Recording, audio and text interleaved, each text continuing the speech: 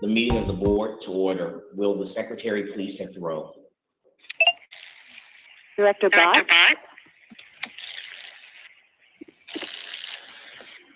Is that Director Curry? Present. Vice Chair Deere? Director Garza? Present.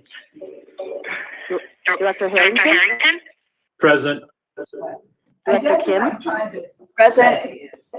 Or ask is. Director how Ketting? do we know? Present. Director Prendergast is absent. Director Ryder? Here. Director Robinson? Here. Director Story? Present. And Chair Taylor? Present. You have a quorum. Thank you. I'm sorry, did you get my present? This is Director Robinson. Oh, yes, I did. Thank you. Okay, thank you. Perfect. Pursuant to the Illinois Open Meetings Act, meetings held remotely will require roll call votes for all action items. To streamline, we'll combine all the action items into a combined motion. Meetings of the CCH Board and its committees will be held remotely until otherwise noticed due to the determination that a public health emergency exists. The next regular meeting of the board will be held on Friday, December 9th at 9 a.m. To begin, I'd like to welcome two new board members who have joined us, Dr. Jay Bott and Dr. Sam Robinson. You heard Dr. Robinson announce his presence earlier, and Dr. Bott will join us later in the meeting. Dr. Robinson was recently approved to fill the seat of David Menard, who will also be briefly joining us today so that we could recognize him and thank him for all the work he has done on behalf of Cook County Health. We'll do that right after the employee recognition, which is next on the agenda and will be reviewed by Ms. Valerie Amos. Mr. Chair, could I be added to the roll? This is Director Deere. Director Deere, acknowledging your presence. Thank you. All right. Good morning, everyone. This is Valerie Amos, Chief Human Resources Officer. I'm so pleased to share the recognition on behalf of Mr. Rocha this morning. Congratulations to the entire team on the resumption of ambulance runs at Provident Hospital for the first time in more than a decade. In the first week, Provident welcomed more than 70 ambulances. So please join me in congratulating the team at Provident and all of the support that was provided to make this possible. The Cook County Health Cardiology team was recognized with several Get With the Guidelines awards by the American Heart Association. CCH earned gold awards for heart failure treatment and STEMI care and a silver award for non-STEMI care. Please join me in recognizing the cardiology team. The My Shot COVID vaccine campaign won its 11th award, a pinnacle award from the Illinois Society of Healthcare Marketing and Public Relations. This is an awesome award. Please do join me in congratulating the entire team who supported the My Shot COVID vaccine campaign. Congratulations. And last but not least, County Care's Choice campaign. County Care is, they won their third award, a pinnacle award from the Illinois Society of Healthcare Marketing and Public Relations as well. So please join me in congratulating the County Care team. That concludes the recognition for this morning, and I'll turn it back over to the next speaker. Thank you. Thank you, Ms. Amos. And again, well done, and congratulations to all. The resumption of the Provident ambulance runs, just the sheer number shows the need, and we're excited for that. And we're also very, very proud of all the great work for all the staff and all the recognition that they received. Our former director, David Menard, has joined us today's meeting so that we can take the opportunity to recognize his work and the efforts over the years. He has served on the CCH board for over 4 years, since being appointed to fill a partial term in March 2018 and being reappointed to the board in September 2018. Director Menard served as vice chair of this board from 2020 to 2021. He also served as chair of the Managed Care Committee since 2020 and has served as a member of various committees over the years. He has dedicated his professional career to building comprehensive health systems of care and prevention that meet the needs of vulnerable populations. Cook County Health has benefited from his leadership, undoubtedly, particularly as county care and health plan services continues to grow and flourish. His expertise and guidance were critical. The CCH Board, the administration, staff, and residents of Cook County are fortunate to have Director Menard serving on this board for the last 4 years. And he has dedicated an incalculable amount of time, his expertise and passion to carry out the mission of this healthcare system. And we really, really just want to say, Director Menard, thank you. It is really appreciated from all of us and from all of the staff and constituents. Everyone doesn't get a chance to tell you individually, but we would like to, one, recognize you now and tell you that we really appreciate your efforts and support. Thank you, Chairman and board colleagues. It's been truly an honor to serve this vital healthcare system, and it's in good hands with such a dedicated leadership team and board. So thank you so much. We appreciate it. Thank you. Director Keddy, you're recognized. You raise your hand.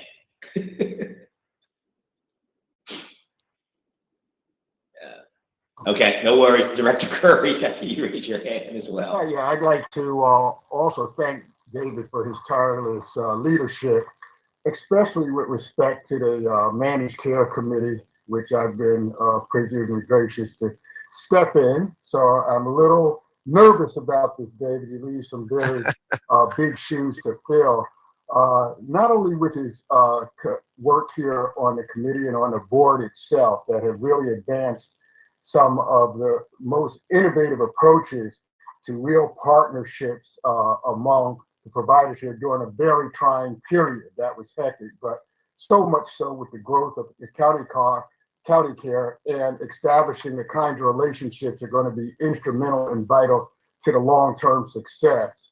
And you've demonstrated that on your own personal efforts, but in bringing people together in partnership. So I want to personally thank you.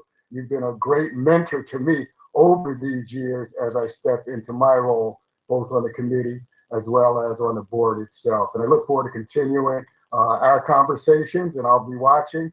And if I trip or stumble, I understand that the chairman has your number on a short dial, and we'll get you right back in. Thank you, David. Thank you, Director Curry. You're too kind. Thank you. That's very sweet. I think I'd like to next recognize Director Ritter there.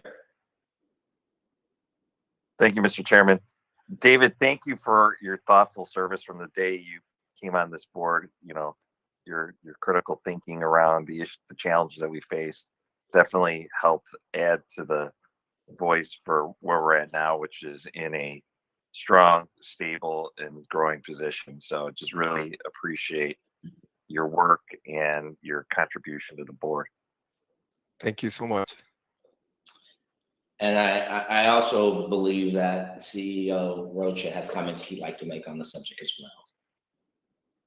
Thank you so much, Chairman. I wanted to just say on behalf of all of the Cook County Health staff to really appreciate Director Menard's leadership over the years and to quickly just review all that he has accomplished. It is tradition that we recognize them for their service of their board, but also for their outstanding leadership to what they have contributed to the healthcare community. Dr. Menard has served as president and CEO of Howard Brown Health since 2014. Prior to Howard Brown, he honed his career at the AIDS Foundation of Chicago, where he led several positions, including president and CEO, during his 23-year tenure with the agency. He currently serves on the governing boards of Alliance Chicago, AIDS United, and the Black AIDS Institute. He was named a champion of change by the White House in 2011. In 2007, he launched the Coalition for a National AIDS Strategy, which led to the National HIV/AIDS Strategy unveiled by President Obama in July 2010. He participated in the development and approval of 3 strategic plans by Cook County Health from 2020 through 2022, Impact 2023, and FY 23 through 25, and he has participated in the development and approval of 5 Cook County Health budgets from FY 2019 to the present. On behalf of everything that he has done to advance healthcare for everyone, to ensure that healthcare is an equitable enterprise, and that we further our mission of making health a human right, on behalf of the Cook County Health family, Director Minyar, we thank you for your service, for your leadership, and look forward to more amazing things to come. And remember, once a member of the Cook County Health family, always a member. So we will be calling on you. Thank you so much for your leadership. Thank you, Mr. Rocha, and thank you for your leadership and dedication and hard work for this system. I know it's incredibly challenging at times, but you've done an amazing job in your short tenure. And also looking forward to seeing where you take the system with our board leadership. Thank you, sir. Again, Director Menard, we really, really appreciate it. And we know you're close home, and we know that you're continuing this work 24/7 full time. So we really appreciate it. Thank you. Thank you, sir. Thank you all. The next item is public testimony. Madam Secretary, do we have any speakers who've registered to provide virtual oral testimony? No, we did not receive any registrations. Thank you. As a reminder, written testimony will not be read into the record, but will be included in the official record of this meeting and posted on the website following receiving any oral testimony, which we do not have. Madam Secretary, do we have any written testimony that was submitted? We did not receive any written testimony. Thank you. So there is no names to be read to submit into the record. Next on the agenda are the board and committee reports. The minutes of the September 30th board meeting are being presented for your approval. Approval will take place in a combined motion later in the meeting. Are there any corrections or revisions that need to be made to the minutes? Hearing none, thank you. Next, Valerie Amos, Chief Human Resources Officer, will review the HR metrics. That committee did not meet this month, so those metrics are being presented directly to the board. Madam Secretary, when is the next scheduled meeting of the HR committee?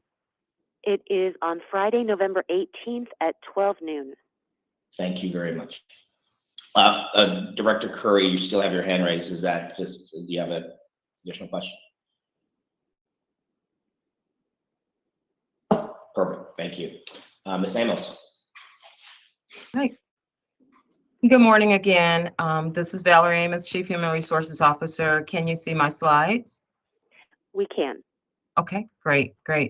So I am pleased to share information on this particular board report. So this slide depicts the total of 647 year-to-date field positions. So it's really great to share the breakdown of our field positions. 558 individuals are presently with CCH from that 647. 60 anticipated externals have accepted offers with future start dates, as well as 29 internals or promotions, and so they also have future start dates. So that's the total of 647. Of that 647, 28% are nursing positions, 14% are some of our healthcare professionals, such as our allied health, and 12% really represents the administrative clerical support. And then, of course, there were some declinations. We've been tracking those declinations, as I've mentioned before in previous reports, and we have 81 declinations since we have been tracking them. The number one reason has been, of course, the pay factor. And so we have definitely addressed some of that through our signing bonus program, as well as the shift in schedules. So those are the two top reasons for people declining us, and we are closely tracking that and making some modifications as we go along.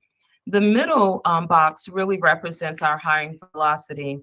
You have been gracious, board, in really supplying us some additional resources. So our hiring velocity has significantly accelerated thanks to our perm recruitment team, as well as our contract resources that you have approved through Cross Country, as well as Deloitte. So we've been able to triple the size of the team, and now we've been able to double the volume of monthly hires compared to our average intake between December, which is the start of our fiscal year, through June.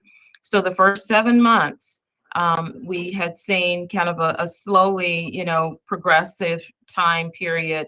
And now we're seeing some incremental changes that has really increased the velocity. So we're at 107% increase between the last 3 months and the first 7 months of this fiscal year. So let's look at the breakdown quarter by quarter. Quarter one to quarter two, it was an incremental increase, as you can see, 6%. And then quarter two to quarter three, we picked up some momentum as we were able to onboard the additional contract resources. And of course, quarter three to quarter four, we're seeing an estimated like 53%. We're still kind of moving through all of the numbers, but most importantly, this is impressive. This is what we wanted to see, that we are moving with speed. And so our average fills per month, based on what we are anticipating, those new future starts, as well as our internal transfers and promotions, we're going to be up to 65 per month. And in the subsequent slides, you'll see with the 558, how that breakdown looks, as well as separations and turnover. In terms, again, of the impact, the turnover ratios, we're year to date 9.9%. So that's really significant in the market. Even though we are experiencing turnover, as so many other organizations are, we are still below our double digits. So that's impressive. From quarter one to quarter two, we saw a decrease in separations by 2%, so an incremental change. And quarter two to quarter three, we saw a more significant decrease. So in quarter two, there were 203 separations, and you'll see that on the subsequent slides. And then we moved down to 116. So we're really trying to drive change. We're also trying to retain individuals. And we know that a number of our employees have a lot of tenure. I mean, we have 40% of our active employees have 15 years or greater in terms of their tenure here at CCH. And so we're blessed to have such committed and loyal employees, but we also have to look around the corner to ensure that we are trying to hire ahead of our number of anticipated separations. We also saw a notable decrease in resignations as well, 48% from quarter two to quarter three. On this slide, we wanted to depict the hiring information. And so slides 3, 4, and 5, we're going to be speaking about individuals who have started. So these are employees who have actively joined the CCH family. And so our number of 558, which is different from the 647, but again, that 647, we are looking ahead and we already have offers in queue who have accepted. We just are securing future start dates for them, and some have future start dates, but it does not, it wasn't depicted before September 30th. So going back to the slide, 100 from this fiscal year, December 1st through September 30th. This slide depicts the activity of hires. As you can see, the monthly hires are about 55, almost 56 per month. Again, this is individuals who have started. It's very close to last year. And then, of course, 2020, which was probably an anomaly for the organization. It predates me. There wasn't much activity. We have the breakdown of externals versus internals as well below. And it's important to always acknowledge career mobility, career lattice and ladder transfers and so forth. So it's important for us to continue to drive this number as well. We certainly want to drive our external, which means we can offset some of our separations, but this number is very significant because that means there's career mobility and there's activity within the organization, and we certainly want our individuals to be retained and engaged and satisfied with their choices that they make within the organization. In terms of separations, we have seen the number of resignations to continue to lead our separations, and that is probably, again, what we're going to continue to see. There are choices We do have our exit survey, which is not as strong, and we are in the process of actually making some modifications to that exit survey to capture more meaningful data, so that we can present out why people are truly resigning and stepping away. We do have some initial data, but we'd like to do a much better job at capturing that. So as the slide depicts, we're at 559 separations, and we've brought in, or we've hired 558. So we need to, again, just continue to drive change in terms of retaining our individuals. Turnover, as I mentioned earlier, we're less than double digits as compared to, the national market. So that's great. However, we still want to drive change. We want to improve our turnover numbers. And this slide truly depicts how we are compared to the previous years. So as I mentioned earlier, FY22, we have 116 separations. During the time, quarter three, 33 separations. Quarter four of last year, we were at 166.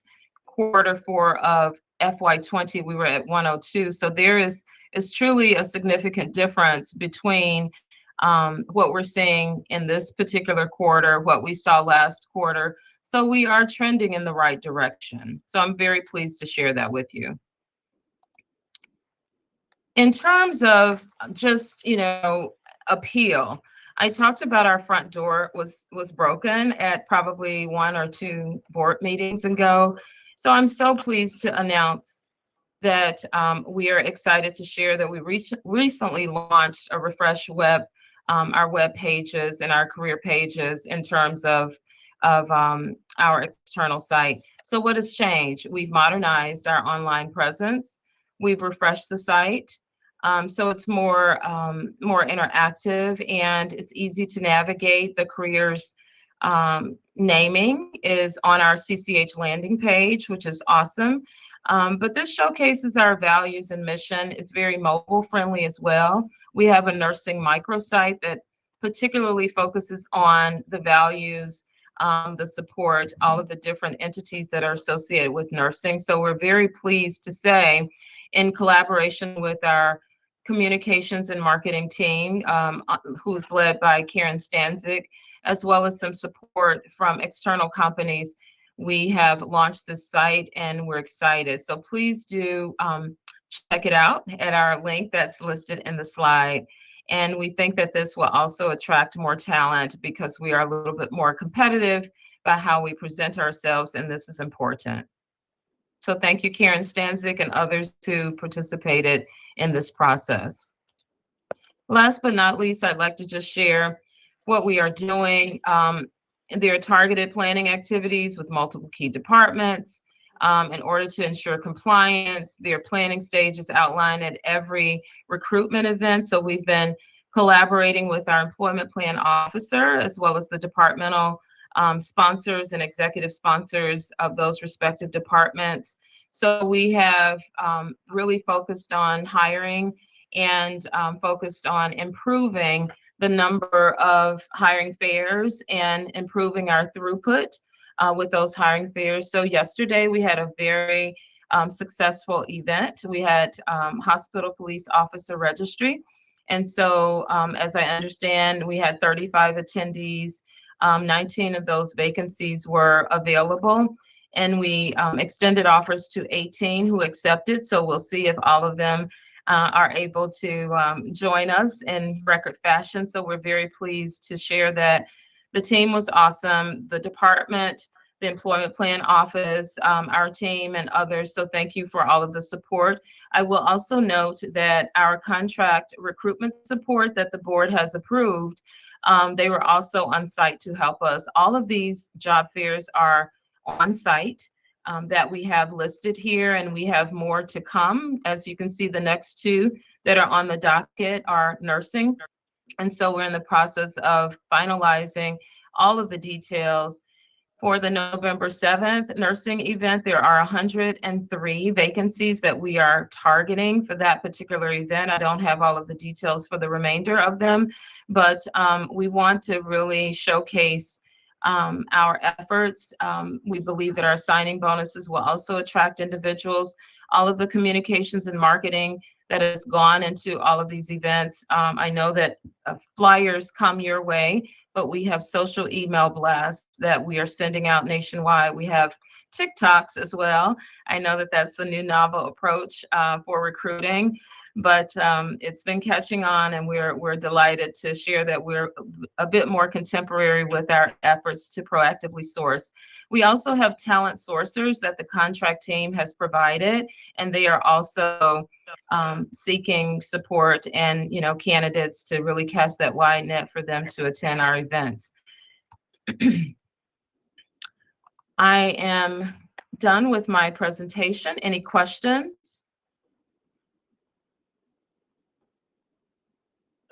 Not sure any questions, just a comment. It's great to see to start to see the results of the efforts invested thus far. We know it's a lot of work, and we know that there's a lot more work to be done. But I'd just like to commend and to say it's great to start seeing some of those positive results. I believe Director Story also has a question.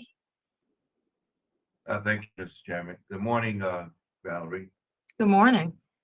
On slide 2, is it possible that you could share with the board the breakout of those individuals who have 15 more years of experience by positions? So I would personally be interested in seeing what Sure. that looks like. Absolutely. And also as a follow-up, with respect to that cohort of team members that you all have with 15 plus years of experience, could you just share what those numbers look like in terms of getting closer to 25 or 30 years in retirement, to see if there's some point in time where you're going to have 50% of the people are going to be at 25 years or 25% at 30 years, and what those numbers look like in the future? Absolutely. Thank you. No problem. Thank you. I can certainly pull those facts together and present it to the board through our board secretary, Ms. Santana. Other questions, Mr. Harrington, I believe? Yes, and I can't remember which slide it was. I think it was slide number 4. It showed that retirements are trending down. Does that mean that employees are working longer and we have a workforce that's getting older in some respect?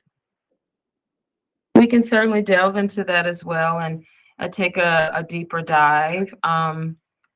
We tend to see, as I understand, June and December as our months where we see retirements. And so we may see an uptick. Of course, December trends towards the new fiscal year, but we can certainly take a closer look. Thank you. Mm-hmm. Directors, do we have any additional questions? I don't see any hands raised. Ms. Emmons, thank you very much. Thank you. Next, Director Kenning will now review the Audit and Compliance Committee meeting minutes. Director Kenning. The Audit and Compliance Committee held a meeting on Monday.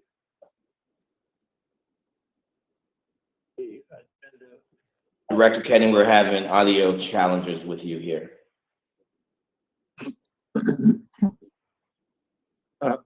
you hear me now? We can, thank you. Okay. The Audit and Compliance Committee held a meeting on past Monday. It's gone low again. Yeah, when you came in and then you went off, so I'm not sure if you. Yeah, I don't think I'm doing anything. So I may have do I have a foggy connection? You do. Not sure. There you go. Is that better? Yes. Okay, good. Sorry, I don't know what's going on. The Audit and Compliance Committee held a meeting on this past Monday, October 24th at 9 a.m. The regular schedule for 2023 has not yet been established.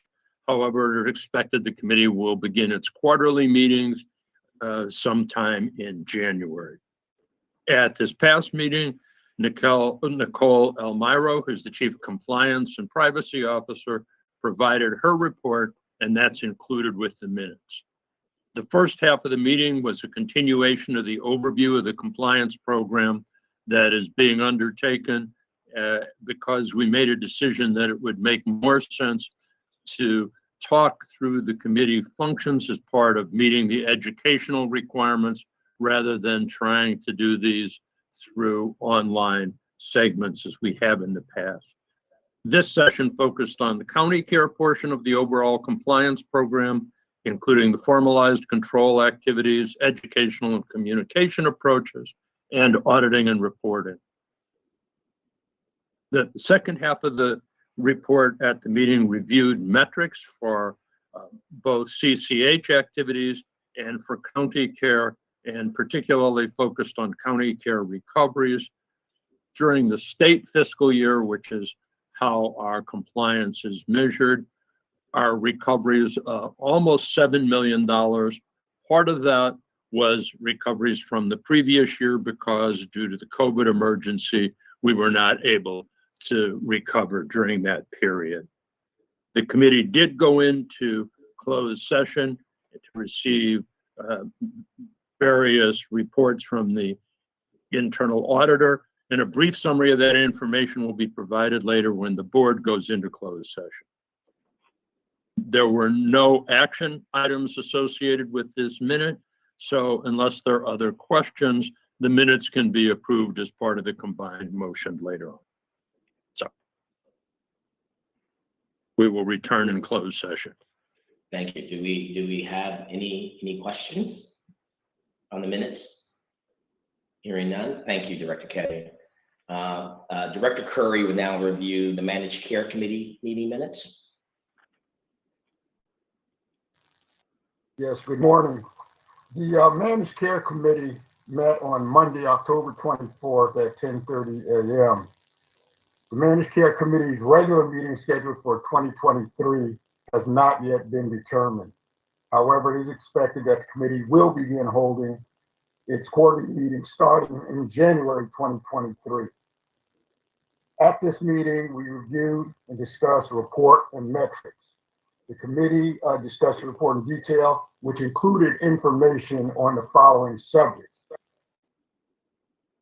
county care plan metrics, county care at the 10-year anniversary. We looked at the strategic pillars, which included member safety, clinical excellence, and quality, and the 2022 quality overview. It also included the strategic pillar for health equity, community health, and integration. And finally, the strategic pillar, which includes growth, innovation, and transformation, specifically open enrollment campaign overview. This report and metrics will be voted on at the combined motion. Any questions? Looks like we do not have any. Sorry. Thank you. Thank you very much. Hearing no questions. Next, Director Kim will now review the Quality and Patient Safety Committee meeting minutes. Thank you, and good morning, everyone. So the Quality and Patient Safety Committee met on Friday, October 21st at 10:30. And our next meeting of the committee will be on Friday, November 18th at 10:30. We are not planning on re-reviewing any of the metrics or presentations at today's meeting, but if you have any questions, our very talented staff are here to answer those. So we had a very robust and lively meeting. The committee received the following reports, which are included in the minutes: the HRO dashboard. We reviewed the metrics on the following subjects: the 30-day readmission rate at Stroger Hospital, the case mix index, clinical documentation, medical and surgical MS-DRG report from Stroger, the top box score, patient experience, and recommendations for the hospital, and our HEDIS, hemoglobin A1C greater than 9%. We received regulatory and accreditation updates, quarterly nursing operation updates, including nursing-related metrics, and information on focus areas, retention efforts, and workforce optimization initiatives. We received the HEDIS report. Again, these are all included in the minutes. And this presentation included information on the following subjects: hemoglobin A1C in the second quarter of 2022, childhood immunizations in the second quarter of 22, first and second quarter 22 metrics and benchmarks on breast cancer screening, childhood immunization, hemoglobin A1C greater than 9, hypertension and cervical cancer screening. We discussed the Plan, Do, Study, Act, so PDSAs for the HEDIS measures. And during our follow-up conversation, we included discussion of childhood immunization. It was noted that the administration will reach out to school districts to determine what further activities can be done to increase awareness and rates in certain areas. We received the EMS and MEC reports. Stroger Hospital and Provident Hospital medical staff action items were presented for the committee's consideration, and the quality committee summaries from Stroger and Provident hospitals were presented for informational purposes only. The committee approved the following action items, which are included in the minutes. It approved the following Stroger Hospital Department Chair initial appointment. That's Peter Hart, to a term of October 2022 through October 2024 as Chair of the Department of Medicine. We approved Stroger and Provident Hospital medical staff appointments, reappointments, and changes. And I want to mention that the committee did go into closed session, but we are not expecting to re-review that information. So again, the minutes are being presented for the board's consideration as part of the combined motion to be made later in the meeting. Thank you. Thank you very much. I don't believe you had any questions. Thanks all. The next Director Ryder will now review the Finance Committee meeting minutes.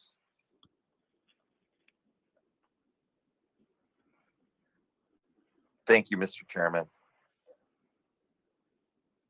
The Finance Committee met on Friday, October 21st at 9 a.m. The next meeting of the committee will be held on Friday, October 21st, or I'm sorry, on November 21st at 9 a.m. The committee considered the following action items, which are included in the minutes. Additionally, approved 29 contracts and procurement items. Number 6, 10, 12, 15, and 30 are pending review by contract compliance. On the screen, you'll see the contractual requests from the Finance Committee meeting whose fiscal impacts are greater than $1 million, which are highlighted for your information. Regarding request number 10, a request to extend and increase the contract with Konica Minolta Business Solutions USA Incorporated. The administration will be completing a comprehensive assessment of system needs for multifunctional devices with the intent of having a new product service in place before the existing contract expires in October 2023. Director Sawyer requested that the committee receive an update on the progress in March or April 2023. We received and filed grant award related items and received and filed the transfer funds. The committee received the following reports, which are also included in the minutes. Minority and Women-Owned Business Enterprises report, a report of 6 emergency purchases, report of the August 2023 year-to-date financials, an update on the VIA contract for contract management and nursing registry services. The action items, reports, and presentations from the committee are included in the meeting minutes. If there are no other questions on the information, the minutes are being presented for the board's consideration as part of the combined motion to be made later in the meeting. And I'd also like to note the next meeting, the Finance Committee, is actually on November 18th at 9 a.m. That's all I have, Mr. Chairman.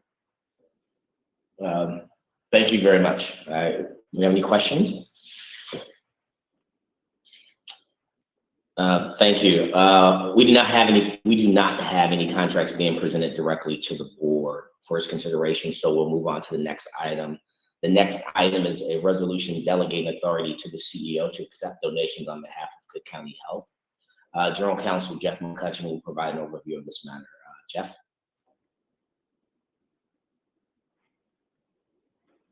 Good morning. The enabling ordinance that creates CCHHS delegates to our board of directors the authority to accept donations or gifts of any kind. During the recent issue with us providing healthcare to the migrant workers, we had a flood of people wanting to donate, and we didn't have a board meeting scheduled for another month. So what we are asking here is that you delegate your authority to accept donations and gifts to the CEO or his designee, similar to the way that this board has previously delegated its authority to enter into non-procurement agreements to the CEO or designee.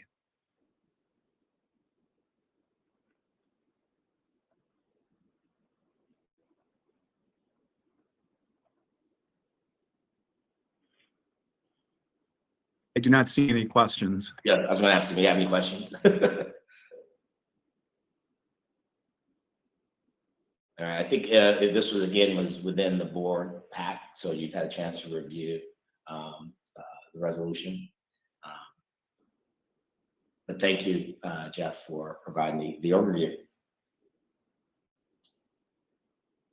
If there are no other questions on the minutes and action items being presented for consideration, we can move to the combined motion. I'd like to entertain the following combined motion to approve the following.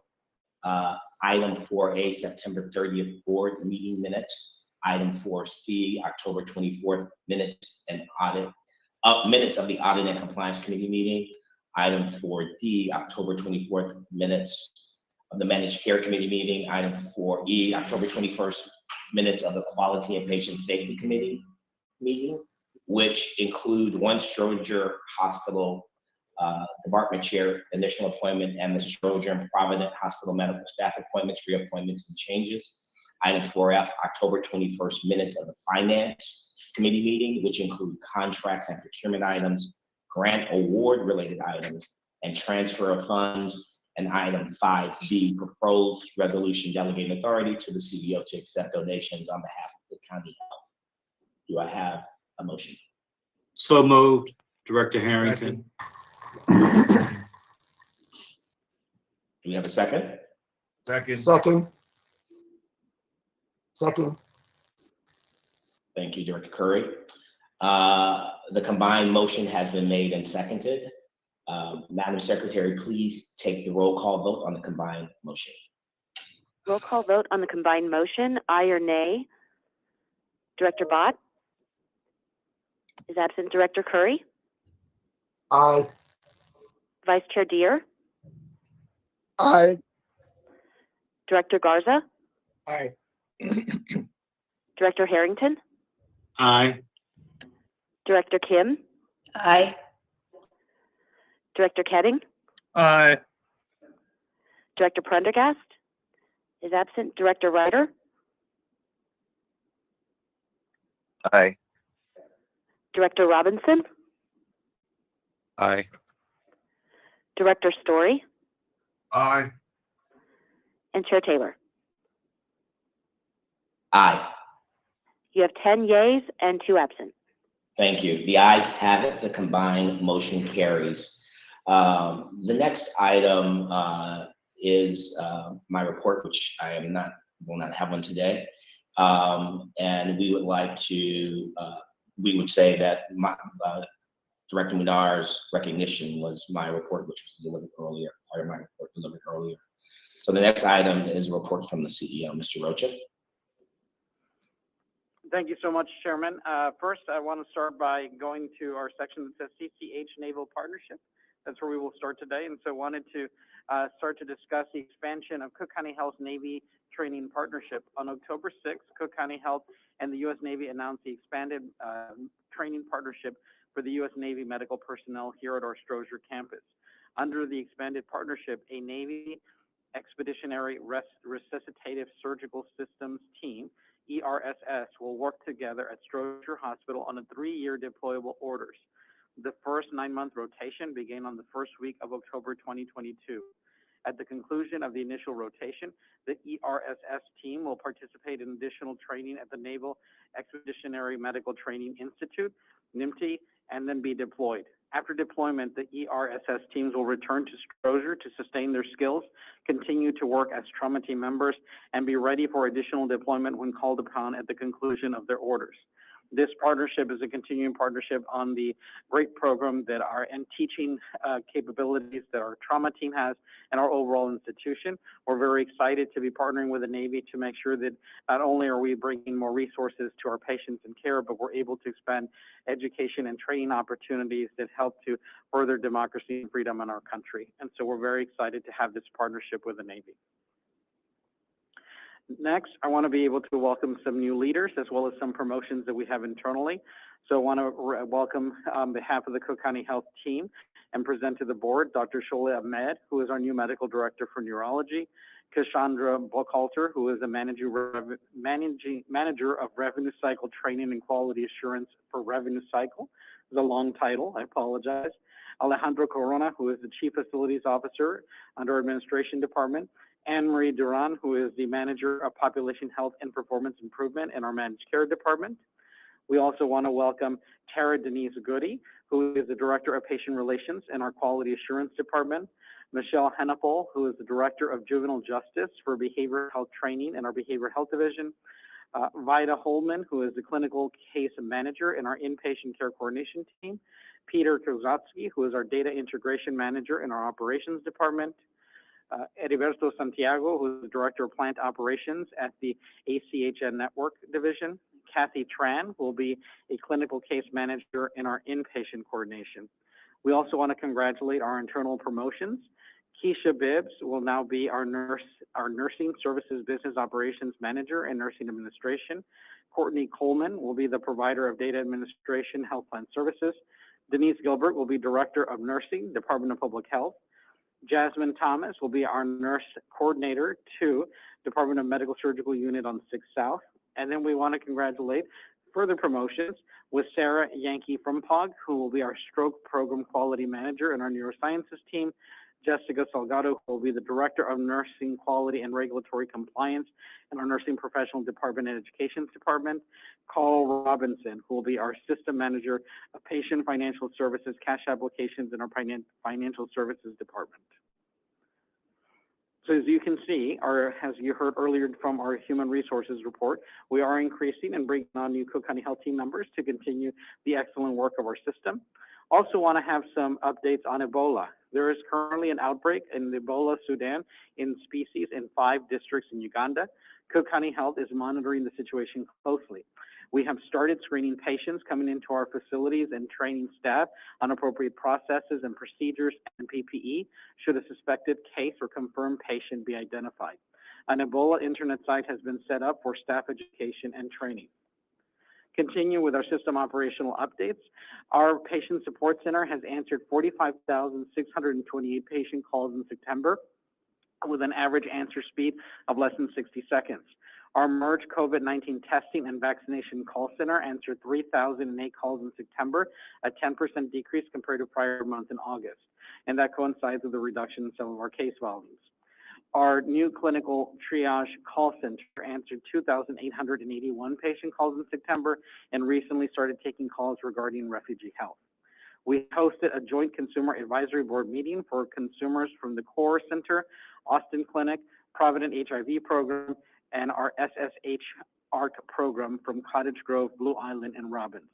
Topics included transportation to medical appointments, community outreach to raise awareness about Cook County Health Services, workforce development for peers, and improving medical appointment show rates.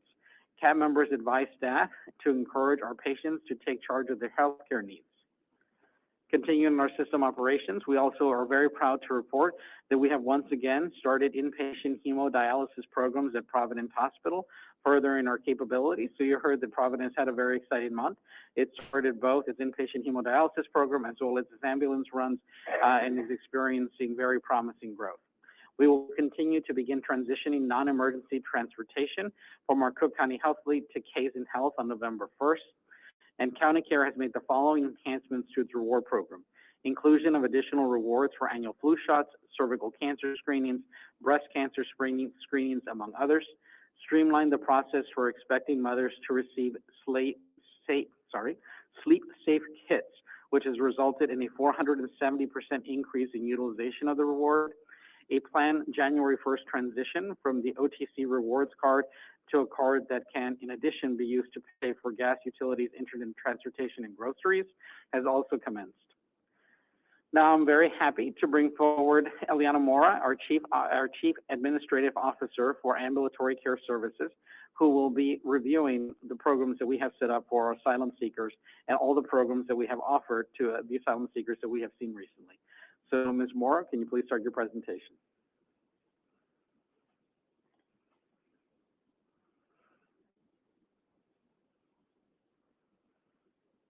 Ms. Mora? Is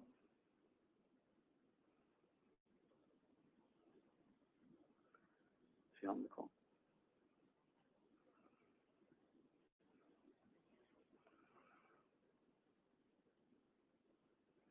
Give us 1 minute real quickly. Board, I apologize. We seem to be having a technical issue. Give us 1 second. Okay.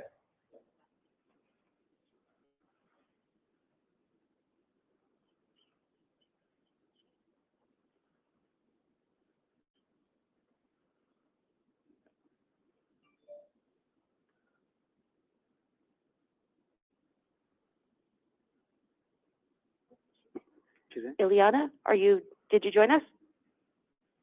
Yes. Okay, perfect. I believe we're ready for you to start your part of the presentation. All right. Thank you.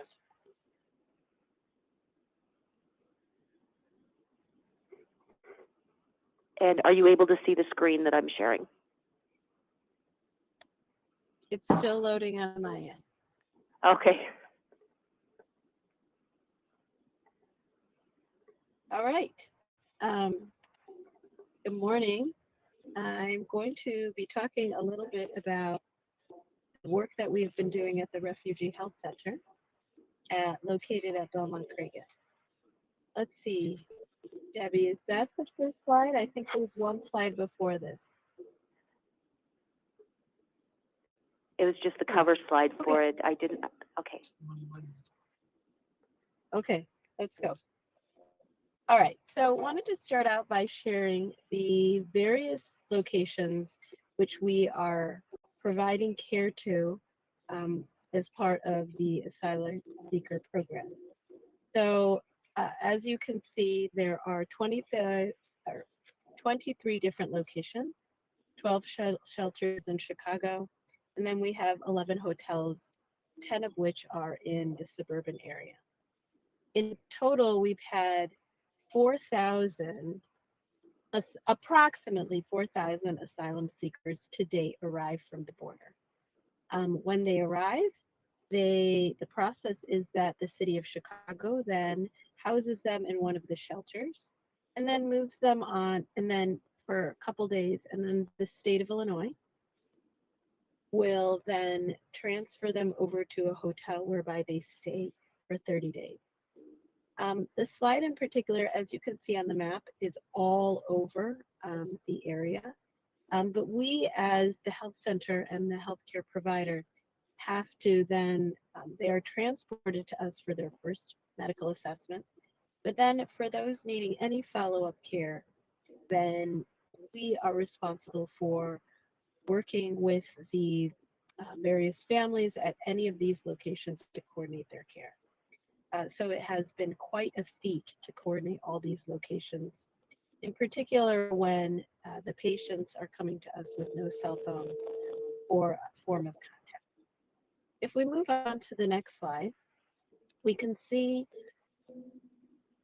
that we, in total at the Belmont Cragen Health Center, we've cared for a little over 2,500 unique patients, generating over 4,000 patient visits.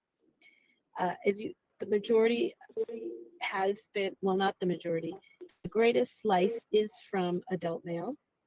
And then you can see there that about close to 60% though is children and adult women. Moving on to the next slide. So this is a breakdown to give you a sense of the services we've provided to the patient population, which is the majority of which is outpatient clinic visit, which is the first medical visit or their medical intake assessment upon their arrival in Chicago. And then we have provided really slivers of some of the other hospital services, some diagnostic, obviously some emergency, and very small percentage of inpatient and outpatient. Moving on to the next slide will show us the chief complaints of those coming to us when they first come to their medical intake. In general, it is a very healthy population that is coming to us.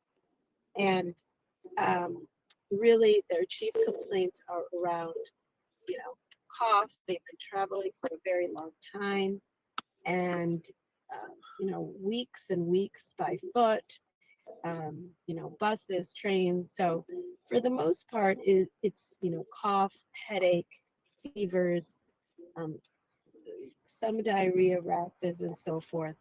But for the most part, it is a very healthy population. Having said that, we screen everyone for COVID. Because you see cough and headache on here, very small percentage of cases that have been COVID positive, and there have been because of this, there have been absolutely no COVID outbreaks in any one of the hotels or shelters. Moving on to the next slide, we'll show you overall what our daily volume has been.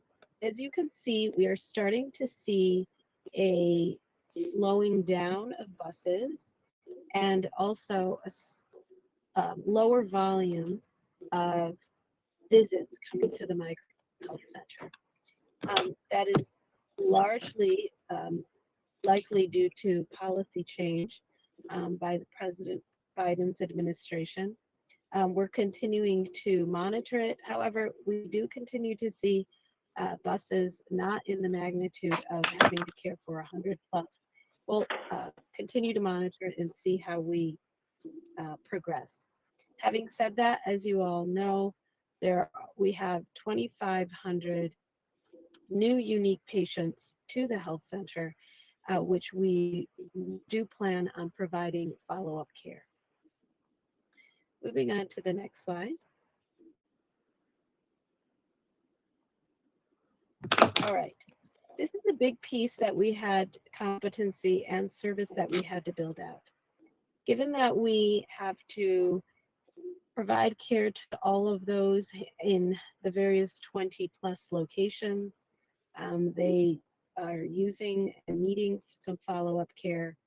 We did develop a care coordination team, and it's a team of 7 people, which are ensuring that patients come for their follow-up appointment, making sure that the medications are received, any questions regarding the medications that they did receive, and essentially coordinating their transportation, their care, making sure that all of the follow-up needs are met for the patients. This has helped us tremendously in ensuring that we follow through with the follow-up that is needed from the initial intake. On the next slide, there we go. On the next slide, it shows you one other component of the building, a program that we built out that is actually not in the building, and that is the telephone triage center. By that is, we set up a separate telephone triage service to help with when the health center is closed.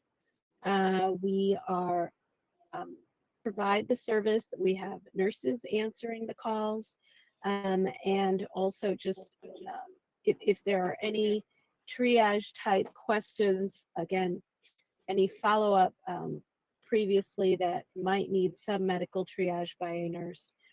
And all the services that you see listed there are the types of services that we provide, and has helped us on those very high volume days to take care of the patients outside of the health center walls. Moving on to the next slide. Ileana, before you move on, I know this is the chair. I noticed that we have a couple of directors who have questions. Director Kim, your hand is raised. Yeah, thank you. I'm wondering if you could just quickly tell me what the demographic breakdown is of the refugees in terms of world location that most of them are coming from. I see that you have bilingual staff, and I'm wondering what languages are required to serve this really important population. Thank you. Spanish, and the majority, great majority are from Venezuela. There are some from other Central American countries, but for the most part, from Venezuela. Okay, thank you.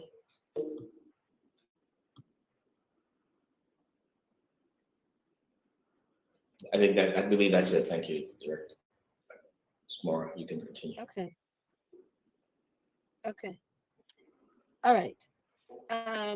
Wanted to give you a sense. This has been, as I said, a huge effort by Cook County Health, by our staff and our providers.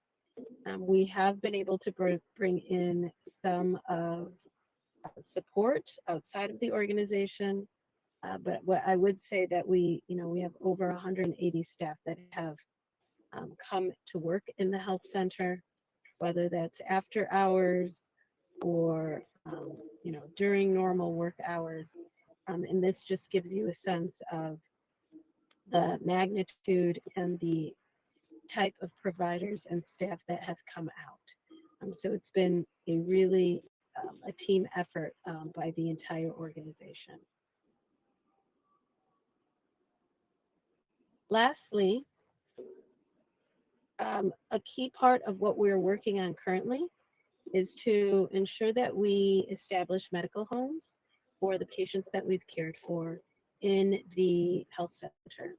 And so we are working on establishing providers, advanced practice providers, additional advanced practice providers in the locations where you see here, that we know that the asylum seekers are settling in these areas. And so the very next step is, which we're in the midst of doing, is adding medical provider to each one of these areas to create capacity to continue to care for the families, given that we're their first place of medical care, understand their needs, and want to continue providing them care. Moving on to the next slide. Are there any questions? Yes, Director Harrington. Yeah, I want to applaud you and I guess all the county staff that are involved in this effort. And I know this was unexpected, and we've really rallied and come up to the task. I've got a couple of questions. One, all of this was unanticipated, so I assume there's some impact on the budget. You need to transfer money from one area, and we'll probably hear about that later when we look at our finances. But I don't think that, I'm assuming that it's not creating a problem in terms of the budget moving forward, but I'm assuming we're reallocating some funds to make sure that these things are taken care of. So that's one question. You sort of addressed the other one because I was wondering what the long-term plan is for them. We're primarily concerned and focused around their healthcare needs, but also that these are people we want to integrate into the local society and economy. And there are probably some plans for that moving forward. And I also believe we're working with both local and state, other local and state government entities to coordinate our efforts in CBOs. Yes, so we have been tracking expenses. So we have a sense of what we've spent, and yes, further details can be provided on that, which we have a good handle of. Regarding the partnerships, this has also been really an opportunity for Cook County Health and the county to work in closely integrated with the city of Chicago as well as the state of Illinois. So we've been working very closely with the various agencies at both of those government entities, which are providing additional supports to the asylum seekers. So job-related support or housing-related support, legal-related support. At various points throughout our time in delivering this service, those additional services have come on site, whether from the city or from the state of Illinois. And then they are also on site at the various hotels and shelters. We have a daily coordination call with the city and the state to make sure we're working through any issues. So it has really worked nicely in our partnership with both the city and state to ensure that we're wrapping around the patients and the community to make sure that they have a good start. Thank you. Yeah, and again, I want to applaud you and all your partners. Having had the opportunity to work for both the city and the state, I know sometimes we don't communicate as well as we'd like to, or we should, but this is really a good example of interagency and intergovernmental cooperation moving forward to tackle a problem that was not expected and do a yeoman's job. Thank you, Director. Are there any more questions for Eliana? If not, I can also provide some additional clarity for the expense question that Dr. Harrington asked. Any other questions? Chairman or Debbie? No, just again, I'd like to again commend her and all the staff for this great work. Great. Vital And work. just following, I was going to say, just following up on clarity for Director Harrington, wanted to let you know we are tracking. Most of the expense was impacted in our staffing resources and our expense, as the biggest bulk of expense was being able to get providers, nurses, and expand our care capacity. We were able to use some existing space in our clinical infrastructure to be able to accommodate that. We are tracking all the expenses. We are fine and have been able to make those expense and transfers within our budget, but we are also working with the state, as Ms. Moore indicated, to be able to seek eligible reimbursement under certain programs that the state will be seeking through FEMA, and also some care capacities that will be eligible for these patients. So we have worked with the state, worked with IDPH, and tracked those expenses. But presently, we are able to cover them internally through our transfers and current budget. And the most impacted lines are, of course, our salary and expense and professional services, as well as supplies for the patients.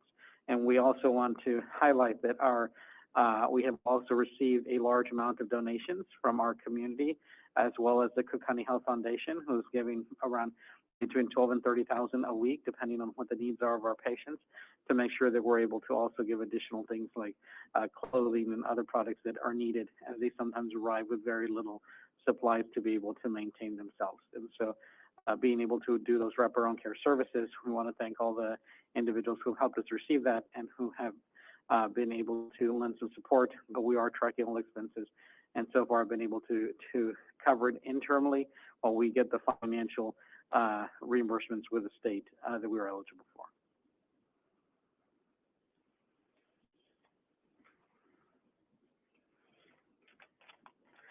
And Chairman, that concludes my report for today. Thank you. Thank you. Very, very comprehensive report. We really appreciate it. And again, want to commend you and the whole staff for all the great work you're doing here, especially again in this vital effort. The board will now be going into closed session. Action is not anticipated to be taken in open session after the closed meeting has adjourned. As such, I'd like to entertain a motion to go into closed meeting pursuant to the following exceptions to the Open Meetings Act: 5 ILCS 120-2 C1, 2, 11, 12, 17, and 29. Do I have a motion? So moved. Seconded, Director Harrington. Thank you. The motion has been made and seconded. Madam Secretary, please take the roll call vote on the motion. Roll call vote on the motion to go into closed session. Aye or nay? Director Bott is absent. Director Curry? Aye. Vice Chair Deere? Vice Chair Deere? I will circle back to him. I believe he's still connected. Director Garza? Aye. Director Harrington? Aye. Director Kim?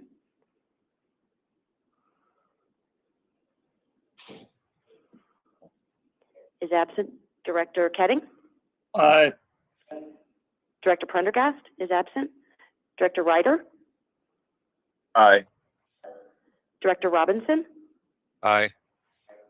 Director Story? Aye. Chair Taylor? Aye. And circling back to Vice Chair Deere,